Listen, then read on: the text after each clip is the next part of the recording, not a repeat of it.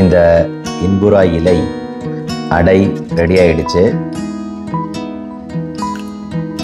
சூப்பராக கண்டிப்பாக எல்லாரும் செஞ்சு சாப்பிடணும். எல்லாருக்கும் வணக்கம். நான் டாக்டர் கார்த்திகேயன். இன்னைக்கு இன்னொரு உபயோகமான சாப்பிடக்கூடிய ஒரு மூலிகை, ஆனால் மிகுந்த மருத்துவ பலன் வாய்ந்த ஒரு மூலிகை.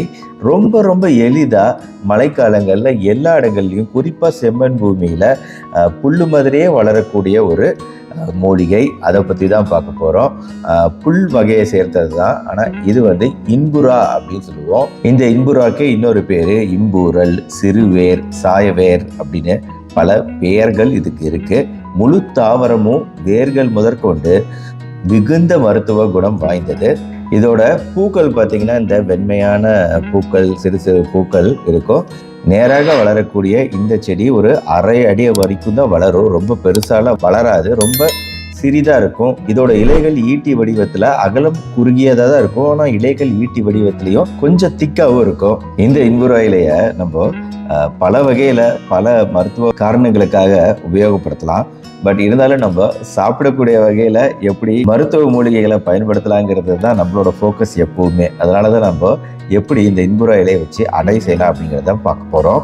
என்னன்னா, இந்த அடை எதுக்காக நம்ம செஞ்சு சாப்பிட்றோம் அப்படின்னா, கண்டிப்பாக சளி தொந்தரவு இருக்கிறவங்க சும்மா சாதாரணமாக இப்போ நான் செஞ்சு காமிக்கக்கூடிய செய்முறையில் செஞ்சு சாப்பிடுங்க. இருமல், சளி அப்படின்னு சாதாரணமாக வரக்கூடிய பிரச்சனை இந்த இன்புறா அடையை சாப்பிடும்போது குறையிறத கட்டாயம் நீங்கள் ஃபீல் பண்ணுவீங்க. ஃபீல் பண்ணவங்க இருக்கிறாங்க. அதனால தான் இவ்வளோ கான்ஃபிடென்ட்டாக உங்ககிட்ட சொல்லிட்டு இருக்கேன். இதை தவிர மருத்துவ நன்மைகள் அப்படின்னு பார்க்கும்போது இது வெவ்வேறு மெத்தடில் ப்ரிப்பேர் பண்ண வேண்டியிருக்கு. இது என்னோட அவுட் ஆஃப் ஸ்கோப். எப்படி ப்ரிப்பேர் பண்ணலாம் இதை மருந்தா அப்படிங்கிறது என்னோட லைனில் வராது. ஆனால் இதோட நன்மைகள் என்னென்ன இருக்குங்கிறத சொல்லிட்டா நாளைக்கு உபயோகமாக யாருக்கு வேணாலும் உபயோகமாக இருக்கும். இது குறித்த ஆராய்ச்சிகளும் நிறைய நடத்தப்படலாம்.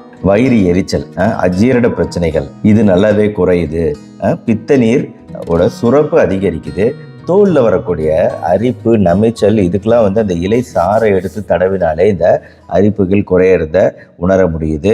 குறிப்பாக ப்ளீடிங், இரத்தப்போக்கு சம்பந்தமாக பல விஷயங்கள் இதை குறித்து பேசப்பட்டிருக்கு. இன்ஃபேக்ட் சட்டமுனி அப்படின்னு சித்த மருத்துவத்தில் சொல்லக்கூடியவர் என்ன எழுதியிருக்கிறாருன்னா, இம்பூரலை காணாது ரத்தங்கக்கி செத்தானே அப்படின்னு.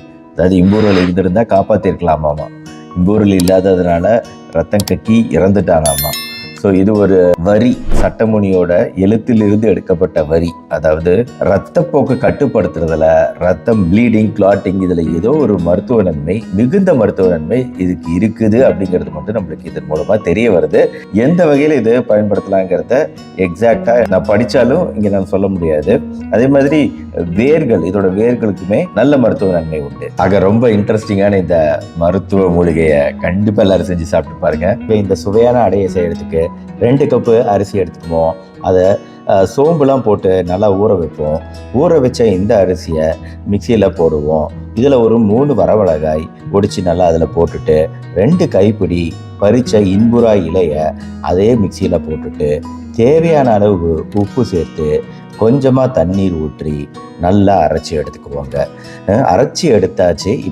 இப்போ இந்த மாவோட கொஞ்சம் நறுக்கிய சின்ன வெங்காயமும் பொடிசா நறுக்கிய 5 பல்லு பூண்டும் சேர்த்துக்கிட்டோம்னா அடைக்கு இன்னும் கூடுதல் சுவை கிடைக்கும்.